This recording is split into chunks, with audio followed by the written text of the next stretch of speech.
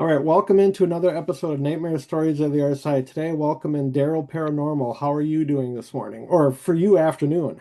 Afternoon. Thank you for having me, Yeah, obviously. And how are you? not too bad. Just ready for the holidays to, you know, wrap up and get through all that because, these times of year can be busy and stressful. Yes, very. And I got my youngest daughter upstairs. She's like ready to open a couple presents tonight, and I'm sure she's going to be waiting for the day to be done. Yeah, yeah, definitely. All right, well, let's jump right in. So, how did you get into investigating the paranormal? 2017, sitting with a mate, and the light bulb switched for me. It was like, you know what? I'm going to document this. I'm going to get a camera or use my phone and go and film some places. Um, and yeah, I've done it for 8 years now, so nearly nine next month. So yeah. A That's long time awesome. for me. So, for like what flipped the switch for you? Was it like an unexplained event in your life or something you came across at a location? Um, I don't know. It was a weird one. Um, because like I said, I was around friends at the time, and obviously light bulb. But with this friend that I'm not friends with anymore, he was an alcoholic, so he was very obviously heavy drinker. But his place was active. Um, so I think me sitting around his place while he was, drinking and having these spirits. Something just threw itself into my head to put the image of you got to document this. Okay. So to be fair, I could say it's from that. All right. So, for you, like when, you started, what was one of the biggest challenges for you that you noticed when you were starting? Um, I think it was the booking of locations. Um, Trying to get places that weren't expensive, or finding places that are in the open, like churchyards that, didn't have obviously the homeless or people in there at night time. So yeah, I'd say them that. Okay. So, like for, finding those locations, like how was like I know it's different over in the UK for like so what is it like for, booking those? You have to like reach out to the owner still there, or is it Hmm. how is that compared to here in Um, the US? I would say it's exactly the same for you guys. Still have to find the owners, contact them, see if they're available, um, and obviously see how much the price is. Because Yeah. that's the issue that over here and probably yourself is that oh you got a location, got you found the owner, you're speaking to the owner. The big question you need to ask is, oh, how much is it to book it so that we can investigate? That would be an ultimate thing for me now, is that's the biggest question to ask the owners before going any further, so you know where if you're going ahead with it or not going ahead with it. You know what I Yeah. mean? Yeah, it's like over here there's, locations that are close to me, for an overnight is like, between 2 and 300. But then you get to the bigger locations, can be $1,000, $2,000. Yeah, it's exactly the same over here.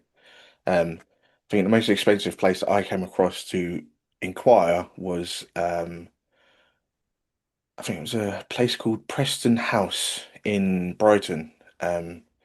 And I inquired, and I think it was just 2 hours they were going to give you to investigate. They were okay with you investigating, but they only give you 2 hours.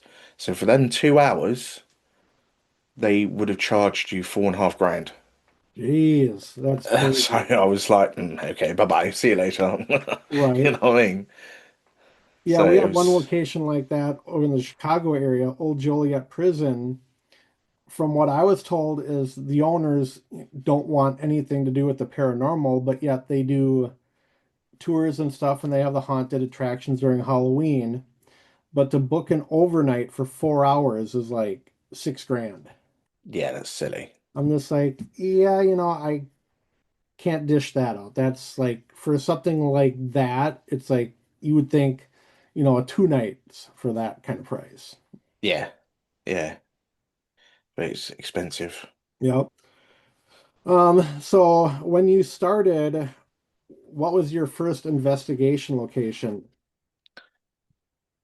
First investor, that now make me think. A first official location would have been, I think it's called the Ramsgate Synagogue Okay. in Ramsgate, from where I'm originally from, in Kent in the UK. Um, that would be an official first place. Um, it's so it's a locked off synagogue, but obviously the park that's on the back of it is open to the public, but it used to be part of it. So obviously did some of it, um, but the activity there was, I think it was good for me because it was literally the first one and it got a lot of activity, a lot of stuff happened. So obviously after that I was hooked. So had to push myself to do more then. Yeah, so like for that first night, what kind of activity did you witness there? Well, for me, um, I was having dizziness. Um, it was, yeah, so dizziness in majority of the area where the synagogue was. And then obviously I kept seeing shadows. But then me thinking, oh, is it people? Like, do we have to stop? It wasn't. So I think, yeah, three times it wasn't. Then once we continued, but yeah, kept seeing shadows. I kept going really dizzy. A friend who was with us, he kept like nearly passing out. Um, I heard some voices, um, and then yeah, just noises. It was quite a crazy one because it was like obviously it was one that we had to debunk to see if it was Yeah. actually people to realize it wasn't anyone. So yeah, that was a lot of activity that first night at that first place. So when you went into that, like what kind of paranormal equipment did you bring in just starting out? I think it was just my phone, literally my phone, and I think it was. I know I remember it was a Samsung A21, and after reviewing it back, the phone had caught a lot of voices. Um, that it was like there was more than two of us. You know what I mean? Yeah. So that was, yeah, just the phone. That was it. I should have kept it because it was one of the best bits of equipment I actually had for capturing EVPs as well as filming. Um, Okay. but yeah, it was just that. Yeah, it's kind of like similar for like my first investigation that I ever got invited to. I didn't know what I was getting myself into. It's like, I didn't have any equipment, so I just kind of, went in with the other team and, you know, just had my camera with walking around the place, taking random pictures, and Mm, I did capture. So like it was Edinburgh Manor in Iowa, and there's a spirit in the basement that resides down there called the Joker, and I'm pretty sure I caught him on camera. Like down this hallway, you see this giant figure standing in a doorway. blimey. Yeah, it was very interesting. Yeah, I bet it would have been crazy to see that. Yeah, for being the first one, it's like, you don't expect anything to get something like that on camera. Nah, no, you expect not to get anything on camera for it being your first time, but it happens, doesn't it? You know, but yeah, it's like, right after that experience, it's like my initial thought is like, when do I get to do this again? It's like you're Yeah, instantly hooked. yeah, definitely. So after your first investigation, where did you go? Um, Obviously I've done it was started out local from where I'm originally from, so obviously I'll do the synagogue, then like local church graveyards, just to see what you'd pick up. Um, uh, Obviously we did do it around my mate's house, to see what we captured. And then because where we started as a paranormal group, me and my friends, we sort of thought, you know what, we could do this, we could do this properly. So we pushed it advertisement out. Um, and a few people of, house calls came. So we did a few of them, which I gotta admit, some were interesting, and then some were just like, nah, you ain't got nothing. That you're just wasting our time. And Yep. I know that we started out and doing this, but it's just that anyone would have had that feeling of, no, you're messing this around. But then gradually, um, I went to book some other places, because in 2021, I remember, I got a bad memory. So in 2021, I f moved to Mansfield. Um, so obviously moving up there, booked other places like Shepton, Mallet Prison, um, Ancient Ramin. So I've booked a lot of places up north as well as down south. Um, Dover Castle, if anyone like yourself, if you over in the UK or anyone that lives in the UK, I always recommend Dover Castle because you can private hire it out. Okay. Um, but that is an epic place. What kind of experiences have you had there? So when I've been on just normal public tours, like during the day with my dad, there's the castle part, and then there's the underground um, medical tunnels and stuff. So in the medical tunnels, I physically spoke to someone that was dead, but I thought they were part of like an event that was happening at the castle that day to find out it was an actual ghost because I don't know about you, but if you've actually spoken to someone thinking they're alive but they're actually dead, that so stop talking, they walked off. I turned around because instantly I thought, hang on, for them to disappear, but disappear where the physically couldn't have disappeared. Yeah. So yeah, again, noises, voices I've captured, shadows, um, yeah, all that you can think of in the paranormal, it's happened, and like especially with me being there a few times now. So yeah, Now, how big of a castle is that? I don't recall ever being um, to that one. it's quite a big castle. It's um, I couldn't tell you how many square miles it is. Let's just say it's a big boy. Okay. Yeah, I'll have to definitely do some research and check that one out. Yeah, yeah, definitely. So one location you brought up that I've always been interested in and actually doing a podcast with one of the owners, I think it's in February, the Ancient Ram Inn. Right. What kind of experiences have you had there investigating? So again, um, voices, shadows, a lot of walking around, and there's a lot of it sounds like someone's breaking in. So that's a weird one. If you ever are upstairs in the witch's room, um, like for me, it sounded like someone was trying to get in or had gone in and just walking around. It's loud, the activity of that. Um, so in the attic, there's a bed that if you was to lay on it, you fall asleep.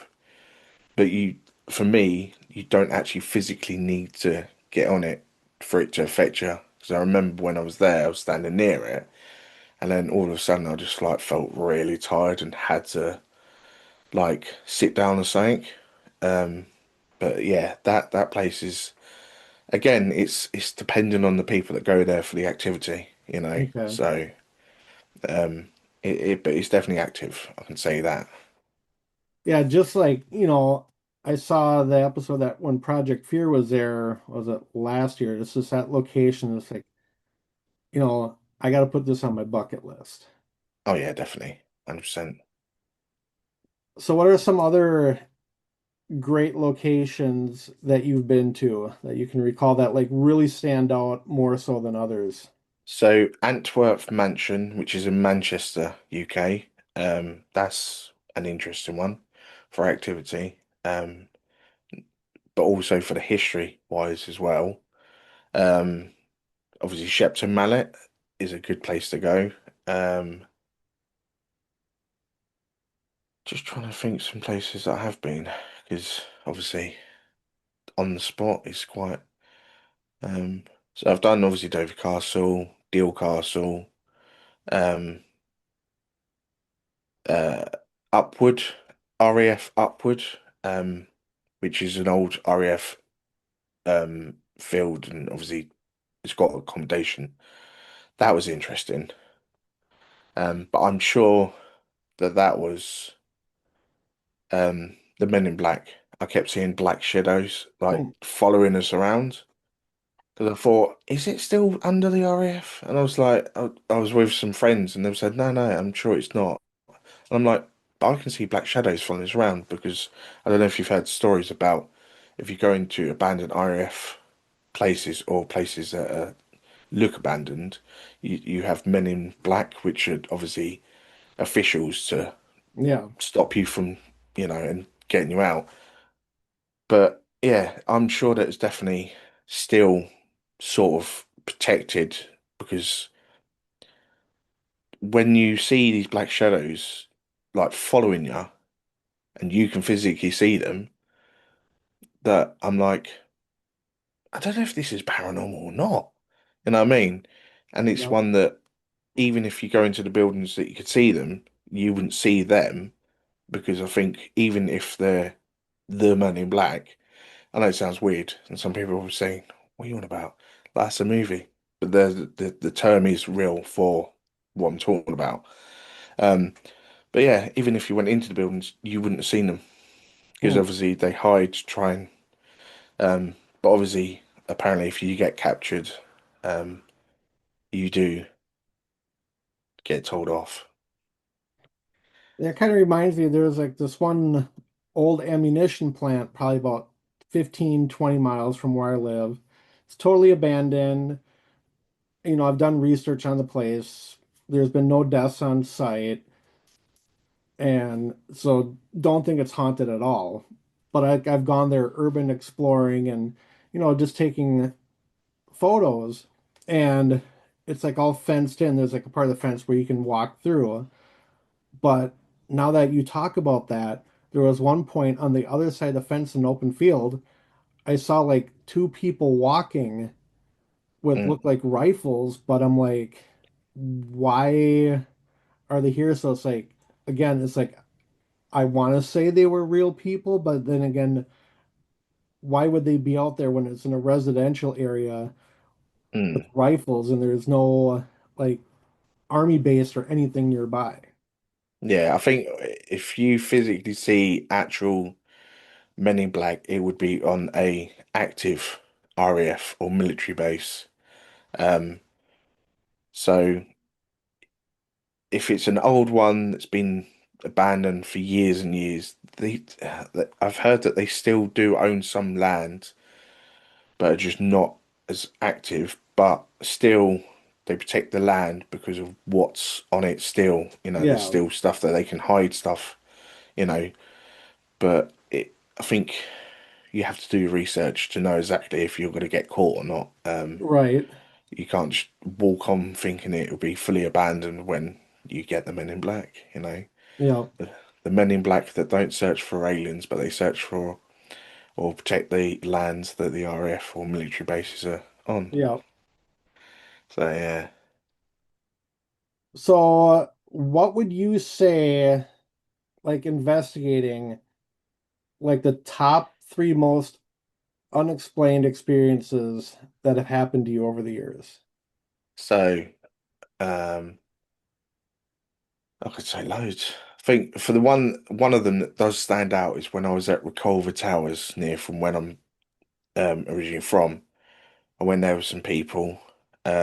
We're doing some investigating and doing like some film and stuff. And then I've walked away to do something. Um, and as I turned around one of these towers, this black shadow's literally come right into my face. Obviously, I've gone back because it's like personal into your face wise. Um, Nearly staggered on the floor, but didn't, and then it disappeared. So it was like a in your face bounce back sort of effect. But from that, I was just like, that was a shadow, that was a spirit showing its form as a black shadow, and I was just like stunned. Right, for sure. What's that? I said for yeah, that would definitely stun you for sure. Yeah, but even when I went back and said about the others, I was like, it's probably, I was like, I've just seen something and I can legit say, it was like, but obviously it wasn't on camera, so no one could say it was real or not. But for me, I can personally say that was a spirit, a black shadow spirit coming at me for whatever reason. I don't know. I don't know if it was coming my way and I was going, you know, in, and we just bumped heads. I don't Yeah. know, but I just found it very clear and shocking. I was shocked. I wasn't scared. I was shocked because it was the fact that I absolutely come in contact that clear um, to something that obviously is passed away and it's been dead a while. You know what I Yep. mean? Just trying to think. Um, Obviously, I've been punched in places. I've been punched in my kidney to a point where I actually had to stop and leave. Um, Wow. Yeah, I was with some people. This was when I was in Mansfield, so I was out with some people that I met or been talking to online. So we went out to this abandoned place. Um, I thought I was going to get kidnapped, but obviously I didn't. But I had my whereabouts. But we went into this place, and they were saying just to make it aware that this place is supposed to be very active to the point where people have run. And I'm like, okay, just met up with two random people for a panel investigation. But yeah, I got punched in the kidney, but it was like I don't know, it shocked me like an electric shock. Okay. It was like that, and yeah, it made me sick. And when you got a tickly throat, Yep. I was like trying to clear that and like coughing, and I was just like I had to get out, and obviously I got out, stood outside, but then I after a while couldn't go back in for too long. Um, it was just affecting me for some weird reason where the others were all right. Um, so that's another place that, you know, if I was to ever find it again and pin it, it might not even be there anyway. But if it was ever to go back, I'd definitely, you know, Yeah. I'd take people back there. But yeah, that was a scary night for definitely. And I don't know, I'm just like 30 East Drive. Um, Another experience. Went there with some people, and then went there with my mate Ben. He filmed me. Um, but for some weird reason, we went in there upstairs, and it affected me and him. Like I was choking and coughing, and it would give us a weird energy. But I would say it wasn't the energy of a lot of people saying. Like with the monk and stuff like that. For me, it was a different, there was something there, but not to what everyone's saying. Okay. Um, but there's definitely something there. So yeah. All right. So I was kind of looking through your page a little bit this morning. I just see that you had a video come out on the Elmwood House experience. Hmm. You want to talk about that a little bit? Yeah. Yeah, so obviously moved to the area of where Elmwood House community is. Um, and then I started going there, it's a few months ago now, because obviously I've been there 7 times now. So the place is a hold of me. I But get yeah, that. that so each time has had a different experience. Obviously meeting Chris, one of the owners to who runs it. Um, we are now like good friends, and but for the place in itself, it's it's a good energy. Like the spirits that are there are good. I wouldn't say there was any dark. Like there probably might be a grumpy man or two, um, but it not being dark. Um, obviously for history wise, the best person to ask is Chris and his partner Claire. Um, that you should speak to. I Okay. can give you details and stuff like that. But yeah, I see when it's got an attraction for me. It's hard to explain. It's like the first time going, I was going just to investigate it, not to realize that I would become good friends with Chris, and you know, to then go again and again and again. But just something about it just is nice, and the spirit's there. I think so. The first time I also got so when I was on my own downstairs in an area that you couldn't film, so obviously I wasn't filming. I was just standing looking out this window while Chris had to disappear because Chris was with me at the time. So Chris went upstairs to do something, and then I'm looking out this window. I look to my right, and as I just looked to my right, I hear this hello, clear as day, woman's voice, and I'm like, I looked and went, hello, who's here? Hi. And I was like, I was standing there, I was like, oh my God, it's caught an absolute class A caption, you know, Yeah. from my ears. It was clear, like say you standing next to me and you would say hello to me. It was that clear.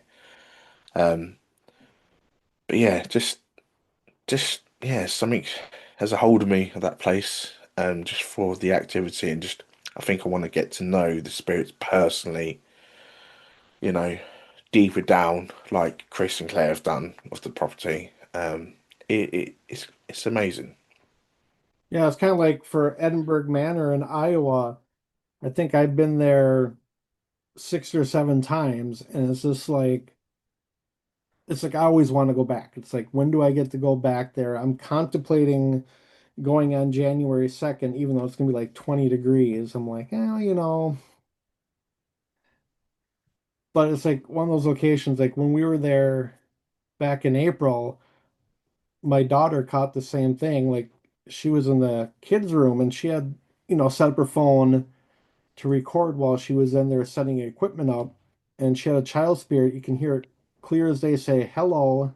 Mm, And there was like a couple other people in the manor, but like I was down in the boiler room in the basement, total opposite end of the building, and mm, there was another person upstairs on the second floor, total opposite end of the building.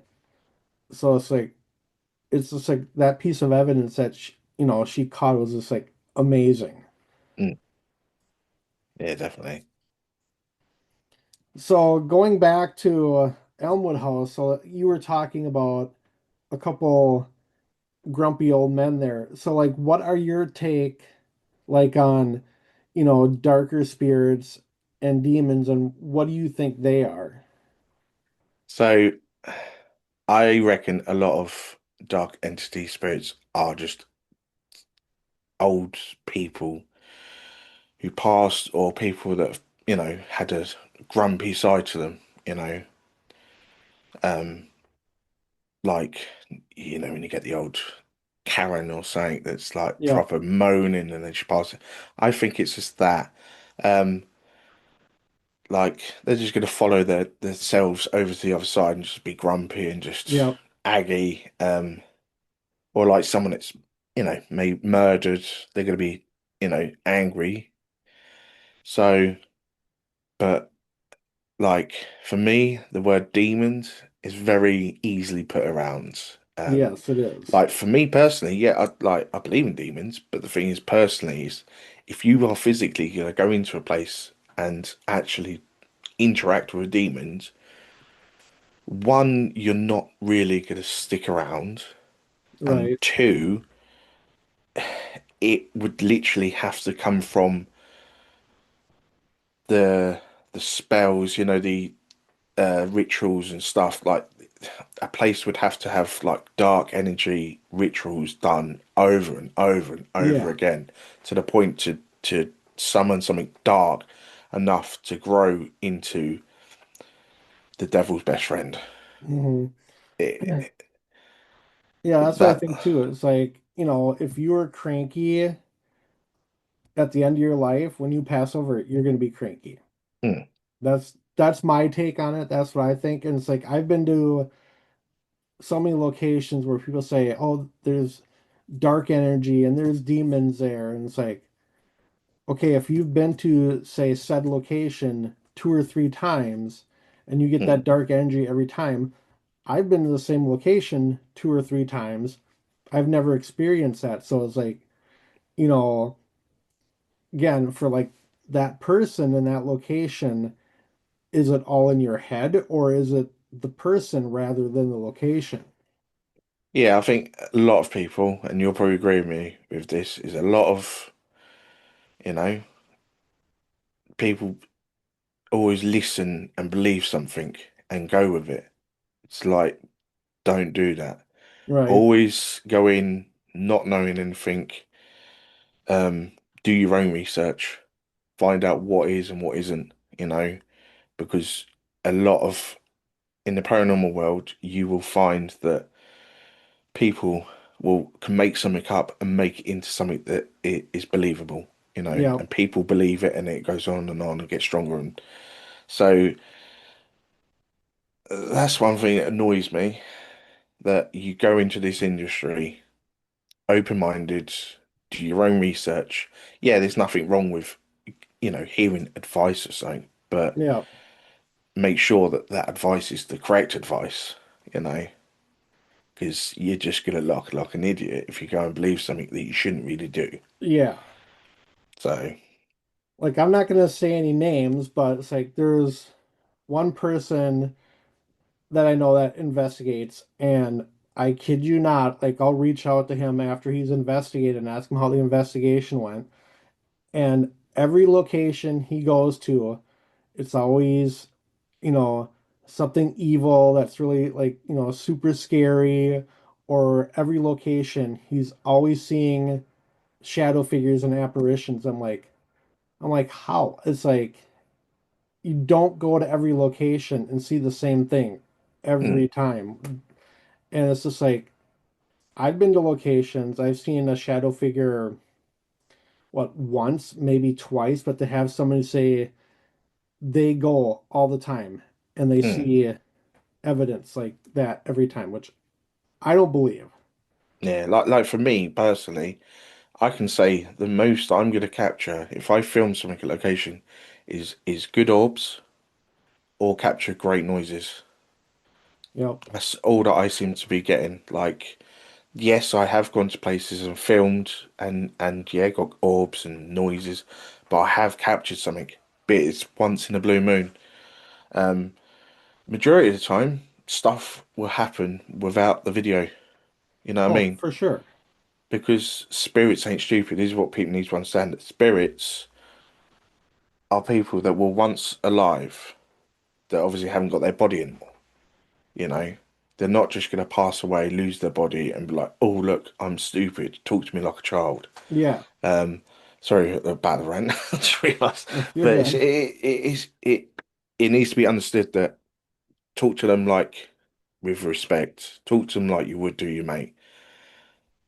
If they want to talk, they want to talk. If they don't, it's generally like if we talk to someone in that is alive, they will either ignore us, be rude to us, or say hello. It's exactly the same. And you know, people just need to understand. Yeah. Yeah, I've been to locations where I've heard boxes and stuff getting moved across the floor.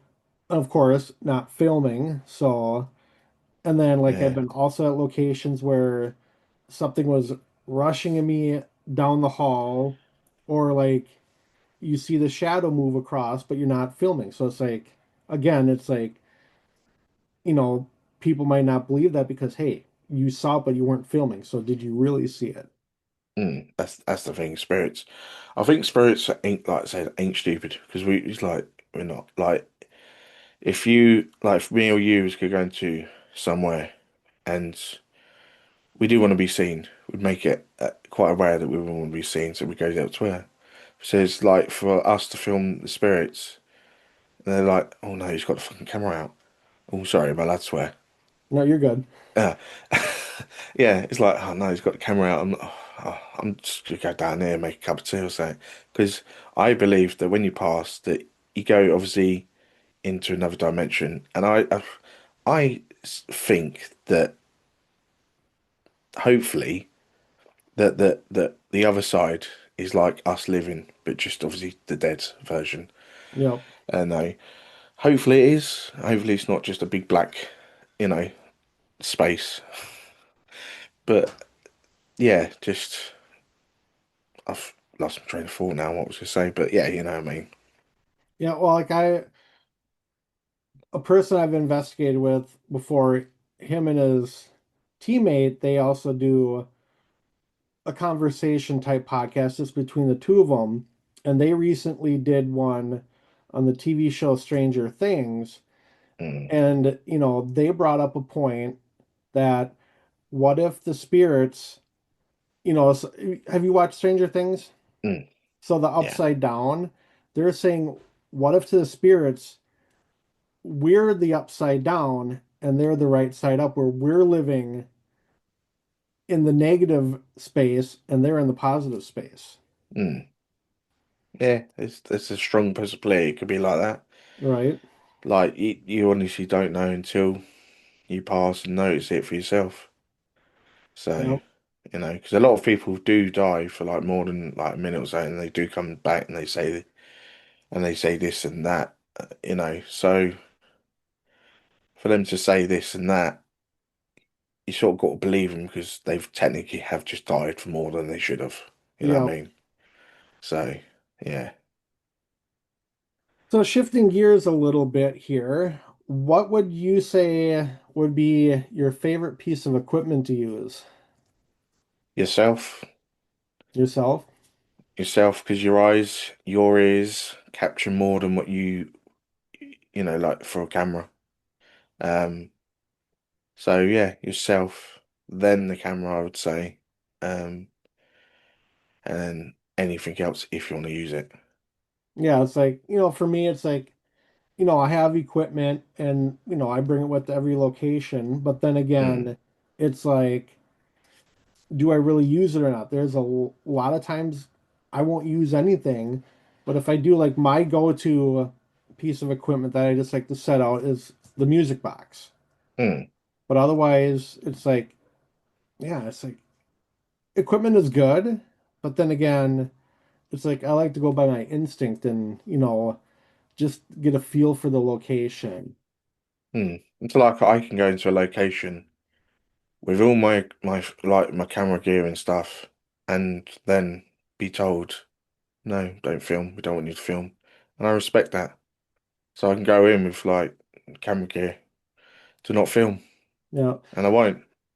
And like the thing is for like me, like when we go to Mm. locations and investigate and film, it's like I try to take my approach a little differently when I put the videos out. I don't go in and make them super fancy like other investigators. I want to put out my videos so the people watching can experience what we saw and happen in Mm, real time and just, see if they get any feelings mm. in our investigation. So I kind of keep it simple. Yeah, that's what I mean. Like, so out of the years, obviously, I've changed my channel name like several times, but I filmed a lot. But out of the filming to not filming, I would say that I've investigated more without the camera than with the camera that's been uploaded onto YouTube's Yeah, channels. Because, like, I listen because I've noticed that since doing the paranormal, I've found out that, I've got the gift, so I've opened up like naturally. So I listen to the spirits. I don't go into a location and be disrespectful. Like, say, I would go in there if they turned around and said, I don't want you to film, do you mind just investigating without the cameras? I'd be like, right. yeah, yeah, of course. Like But one, I was going through some footage from a location last night, or was it the day before, and we were in the basement of this school in Ohio, and I got the spirit's name wrong at first and was corrected. I'm like, okay, I go, I apologize for getting your name wrong. I go, if you want, come up and punch me, slap me to, but nothing happened. But it's like, it happens. It's like mm, trying to keep all the, spirits straight at a location, and it can be a lot. mm, very draining, affects you in so many different ways. You I know that the ancient ram in affected me in a way that I was like, I can't help this. It gave me severe gas. Like I was fighting all night to the point where I know it sounds weird, but it sounded like the devil was coming out of me. Oh, geez. I was that bad, and I was like, I don't know why I'm not. I was thinking, is it the food I've eaten? And I realized it can't be the food I'm eating.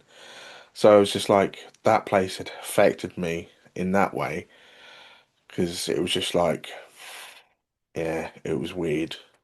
But yeah, this like school I mentioned is Post Town Elementary School, and it's like one of those locations. The investigation that we had that night was like amazing. The stuff that happened was off the charts, and it was like to this day, it's still my favorite investigation. And it's like, do we go back again, or do we not go back again? Because it was, you know, that perfect where it's like, I want to go back, but then I don't want to have any interaction and be disappointed, but still just going back, it's just like, I don't know how to explain it. I think yeah, I understand what you mean. I think it's one that if you want to go back, um, and obviously if the spirits accepted you the first time and actually interacted with you the first time, you probably find that they would do it again, but just in a different way. Um, because obviously a spirit's going to show you whether they like you or not. Um, so if you had a good time the first time and they liked you and you got on well, I would go back another time, But yeah, you it's know. like right when we first got there, like a huge thunderstorm rolled through. A couple people that were saw the flagpole get struck by lightning. So it just like, that whole night was supercharged. Oh, definitely. And it's like that place is for an elementary school, it's like huge. And it's like there Mm, is a lot of places in there we didn't get to investigate whether we just, ran out of time or you couldn't get in there because the roof was leaking. mm. But yeah, definitely one of those locations that's kind of it's well known, but it's like not on the radar, and it's like everybody has to at least get there once. Yeah, yeah, definitely. So next question is, what would your bucket list locations be that you haven't been to over in the UK? And if you ever made it over here in the US, what locations would you like to investigate? So UK,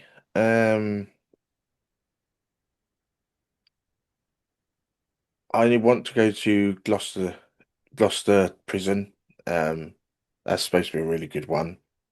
Um, apart from that, I don't think there's one that I really, really want to go to, like in the UK. But in America, obviously, there's loads of places that I want to go to. But I keep forgetting, was it what's the big ship? The Queen Mary? Yeah, that's it, the Queen Mary. I want to, if I go to America, which I will be, I want to make sure that I go to the Queen Mary first. I'm like, guys, I'm coming over. Um, you wanted to collab. Well, I want to go to Queen Mary. Do you mind? Yeah. They're like, it'd be a good one. yeah, but Queen Mary first, and then obviously wherever else I can go, I'd love to do it because obviously never been to America, Yeah. investigation wise, it'd be good to see what activity happens, you know, Yeah, there are different. so many locations over here that are like outstanding. It's like my daughter and I, we've been to Waverly Hills Sanatorium twice. As I said, we've been to Edinburgh Manor 6 times. Well, I've been there 6 times. She's been there once or twice. But it's just like the locations here are just like unbelievable. And it's like, there's places obviously that I haven't been there. I still want to go to. And it's just, again, it's the time and the money because, like, the travel getting to locations is always a Yeah, chore. And yeah, definitely. so, what are your plans for this next year coming up? Well, in 2026, it's going to be a very busy year for investigations, um, but also away from the paranormal, I'll be doing some filming, a lot of filming for other stuff.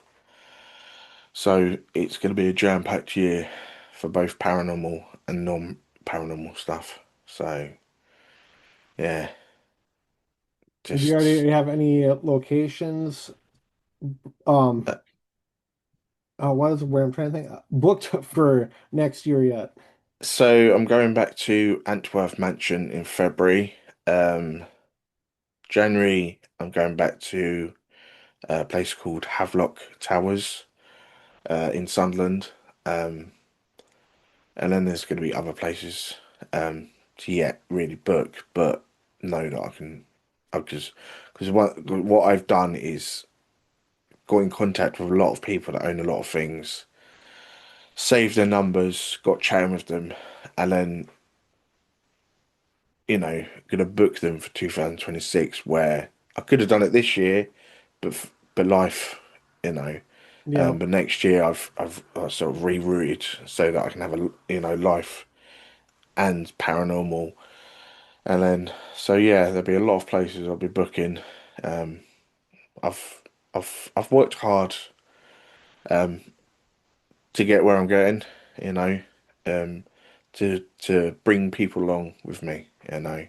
One thing I do want to do is bring a lot more people with me, with the investigations, and just yeah, let people experience what like I do, and yep, it'd be great because I think the paranormal needs to be seen a lot more, but needs to be understood a lot more. for sure. Like, I don't know if you mind me saying this, but there's a side of the paranormal that needs to, f off. Oh, yes, I know That's all all too I'm well. saying. But you'll understand, and Yep, for majority of the people sure. that will understand. But there's no need for it. It's like, yeah, it's just, go out there, investigate, share the experiences, everybody, you know, stay away from the drama. It's just like, if you don't like somebody, just let it go. It's Yeah, like, at one point or another, everybody's gonna experience it, which is unfortunate. And it's like, it seems to me that somebody's always, thinks they're better than somebody else. yeah, yeah. And there's no room for that. No, no, we're all the same, doing the same thing. You know, we. I don't think a lot of people realize that actually we are educating and doing it as a history education without saying it as such, if that makes Hmm. sense. Yeah. Uh, so that's the side that like I want to do is, I don't do the history side and say it, but still want to document it, to show people that, someone that, from 1800s is still alive in a different form. Yeah. You know what I mean? Yeah. It's like when I go on investigations, I try to collaborate with other teams and other investigators, not only to, share the experiences and history of the locations, but then we can learn from each other because everybody goes about this a total different way. It's like Mm. no two people are the same when they investigate. Yeah, because you know, not to scare people, but it's going to get to a stage where down the line it will fade out, It will, unfortunately. and it needs to be kept because history needs to be kept. This is what people need to say. It is history that we are keeping alive still. Yeah, and it's like for me, like, when we do our podcast about locations and stuff disappearing, like my number one bucket list location you has been gone from the paranormal now for about a year and is still in limbo, which Sweet Spring Sanatorium in West Virginia, which is sad, is such an amazing location with great history. And it's like I just, keep checking. It's like at least once a week, like to see if it's open back up. But Yeah, so far, nothing. yeah, yeah. But hopefully, fingers crossed, we could keep it for years and years and years. Right? But I just know deep down, you know, it will disappear one day. Yep. Unfortunately. So yeah, but we the ones that do it for the right reasons will be the ones that keep it alive for as long as we can. Yes, for sure. Well, anyways, I think that is all I have. I will let you get on your way and get ready for your family festivities. And I'm gonna get ready. I have another podcast here in probably about an hour, I think. Kind of not a paranormal podcast, but doing one on holiday movies. Oh, nice. So kind of a little bit of a change. Yeah, Got to change it up a little bit. yeah, definitely. All right. Well, thank you for joining me this afternoon for you. Yeah, it's no And problem. you have a Merry Christmas and stay safe, and we shall talk soon. And yourself. All right. Take All right. care. And Yep. you. Yep. See you later. Yep. Bye.